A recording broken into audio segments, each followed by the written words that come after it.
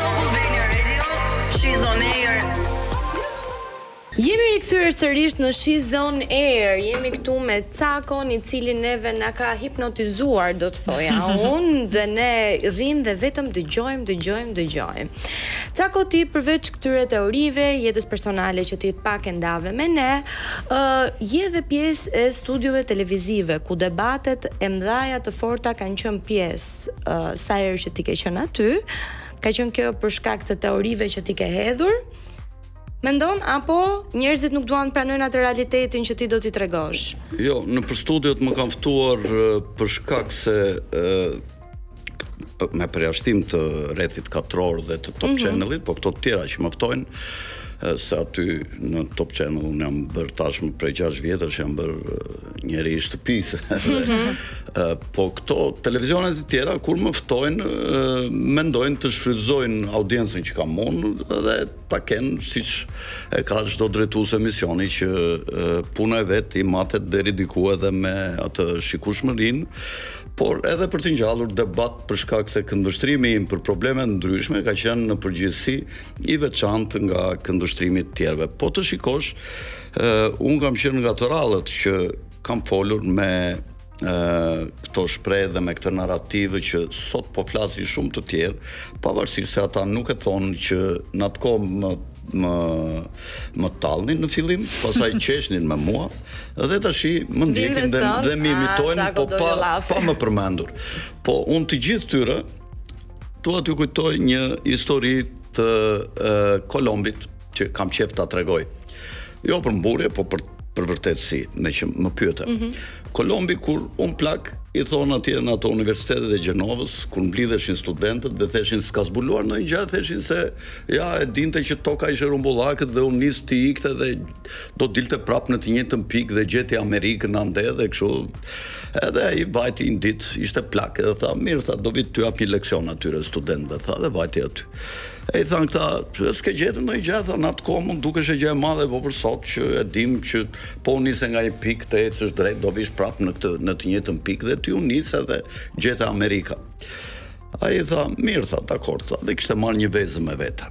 Tha, ka ndonjë nga ju, tha, që lë këtë vezën të qëndroj më kambi, tha. Jo, tha, ata së qëndrojnë veza, unë e qëndroj, tha. E thënë, po si dhe qëndrosh ti? Ja shikojni, tha, e mori vezën, e kishte një gjelper këtu në thilen e gjaketës, aty ke pjesa e gjerë e vezës, zhaj bosh, hapësira boshe, e çpovi një 3-4 vrima, e shtypi, dhe tha, ja si qëndron vezat. Thënë ata, po këta e bëjmë dhe ne. E po tha, për Amerika dhe për vezën që e qëndrova më kem, do mbajmë mend të unë i pari, tha. Gjithë kohë, sa do që ta bën juve.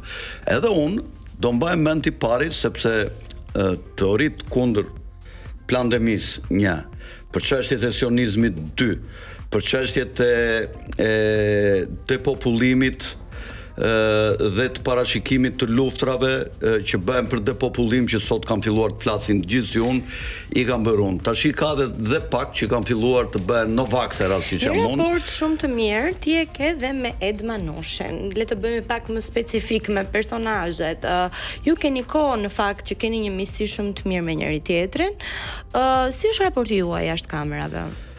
Shiko, Edi është një nga njerëzit e rallë që unë e vlerësoj shumë, edhe se kam thënë këtë, mund ta them ndonjë marrëdhënie personale me ndonjë mik, me ndonjë shok kur më pyet, sot po e them këtu për herë të parë dhe inshallah s'na dëgjon ai se na dëgjon ai. Duket sikur e luftojmë në sy burrin, kështu. Kam marrëdhënie shumë të mira, është një njeri i rrallë, me një zemër të madhe që gjithmonë ka energji pozitive dhe është si një robot. Çfarë vlerëson më shumë ti tek Manushi? Ke Manushi vlerësoj korektsin, pozitivitetin dhe genialitetin e tij për të organizuar kaq shumë emisione, kaq shumë njerëz dhe sidomos aftësinë për të mbajtur mend marrëdhëniet me lekun si ka. Ai nuk haron kur. Unë për shembull marrëdhëniet që kam me të, ndonjëherë harroj se si kemi raportet, më kam dhe nuk i mbaj mend. Ai s'haron kur. Ai thotë jo, thotë marrëdhënia tonë është këtu, thotë është këtu, s'haron kur edhe para një viti i mban mend, ka një kujtesë të papar për çështjet financiare. Do ishte bërë një super ekonomist nëse do kishte ndjekur tek tjetër.